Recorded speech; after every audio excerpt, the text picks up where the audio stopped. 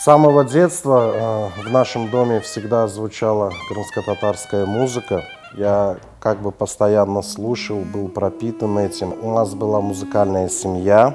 Мой отец играл на трубе, хотя он был сам по профессии летчиком. Моя мама преподавала в музыкальной школе 40 лет по классу аккордеон. Это было в Ташкенте. У меня всегда было желание, была моя мечта тоже играть именно на духовом инструменте. Я хотел играть на таком, как кларнет.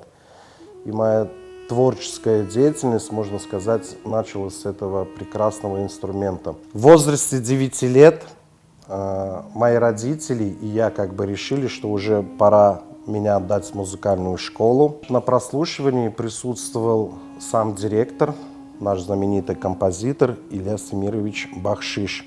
И когда он послушал, он маме сказал: у этого мальчика очень большое будущее.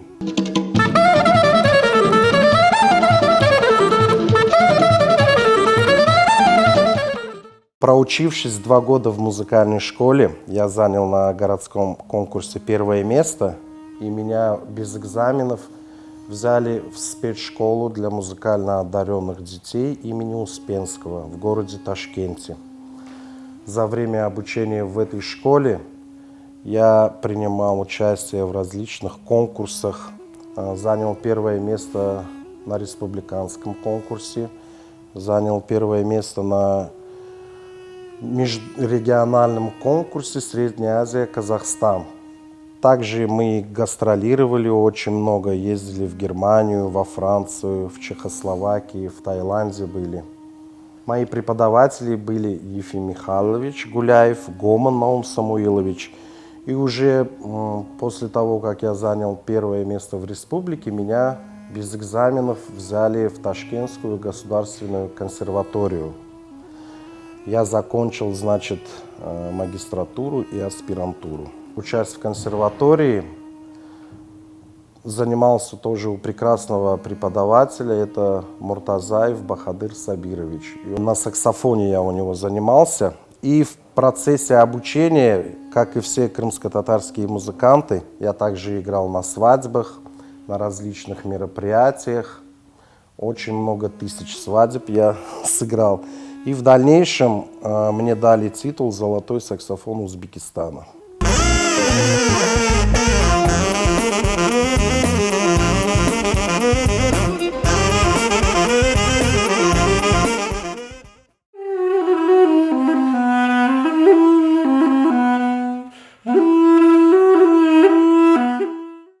Я играю на саксофоне, на кларнете, на национальных, на фольклорных инструментах. Это такие, как дудук, кавал, зурна.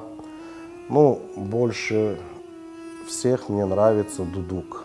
Древний инструмент, ему несколько тысяч лет. А нашу крымско-татарскую музыку, вот именно старинные песни, мелодии, если брать, нужно желательно исполнять на наших старинных инструментах. Внести вот эти краски древности, чтобы как в оригинале звучали наши произведения. Нужно всегда держать как фундамент определенную мелодию, и уже звуками инструмента, определенной крымско-татарской мелизматикой нужно сохранить именно эту тему.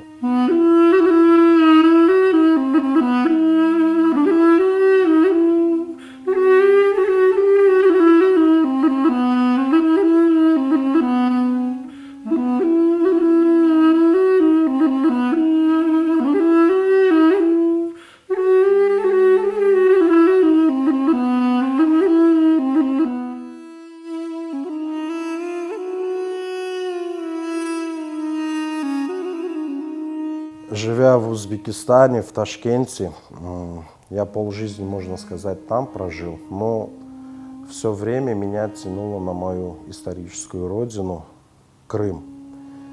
И, как и все крымские татары, пришел тот момент, когда мы тоже решили переехать в Крым. Я всегда мечтал переехать в Крым. Не передать словами, могу сесть возле моря, на дудуке поиграть, также в горы люблю ездить. И когда нашу крымско-татарскую музыку играешь у нас дома, у нас на родине, Это, знаете, непередаваемое чувство.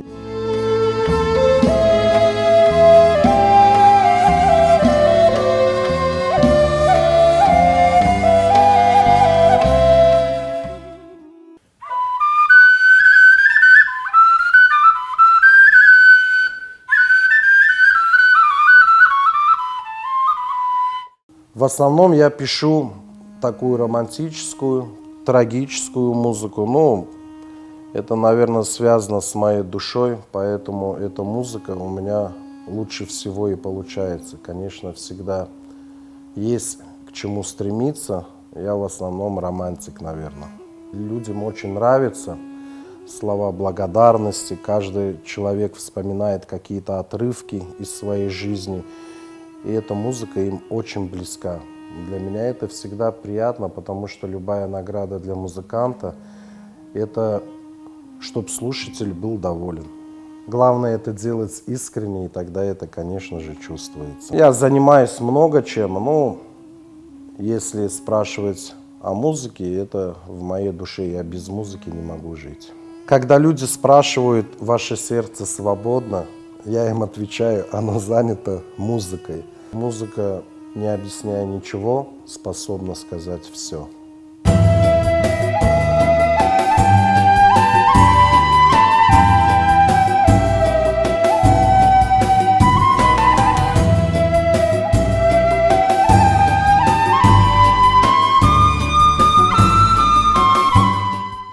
Выступая на свадьбах или на каких-то других различных мероприятиях, я всегда играю вживую. Вот некоторые люди работают под фонограмму, конечно, у каждого свое видение, но я считаю, когда ты играешь вживую, вот эти эмоции, вот эта душа твоя передается все людям. И это уважение и к себе, и к твоим поклонникам. Я играю под минусовку, а дудук всегда вживую идет. И настолько это звучало реалистично, как с пластинки, и люди даже не верили, что это живое исполнение. Потом приходилось выключать музыку, и я играл это же все вживую.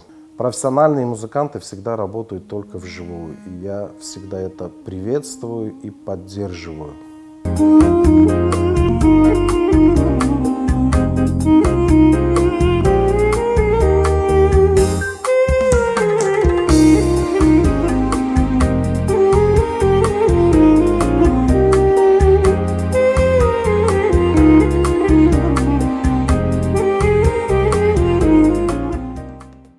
Пишу саундтреки к фильмам. Многие мои композиции звучат в различных документальных фильмах.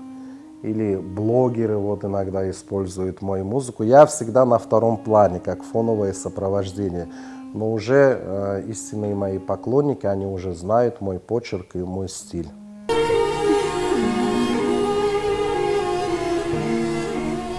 Фериде.